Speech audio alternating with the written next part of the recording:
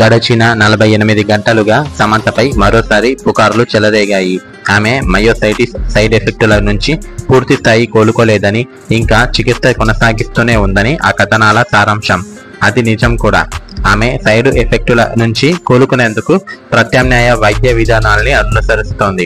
ఇప్పటికే 10 నెలల పాటు సినిమాలకు దూరమైన సమంత ఈ చికిత్సల వల్ల మరికొన్నాళ్లు సినిమాలకు దూరమయ్యే ప్రమాదం ఉందని ఆమె ఫ్యాన్స్ భయపడుతున్నారు.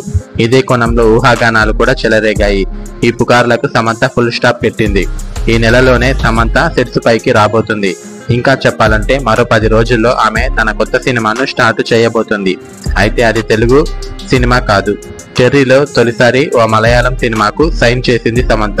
మమ్ముట్టి హీరోగా రాబోతున్న ఆ సినిమా షూటింగ్ ను ఈ నెలలోనే ప్రారంభించబోతోంది ఈ హీరోయిన్.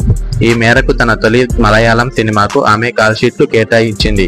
ఈ సినిమాకు గౌతమ్ మీనన్ దర్శకుడు.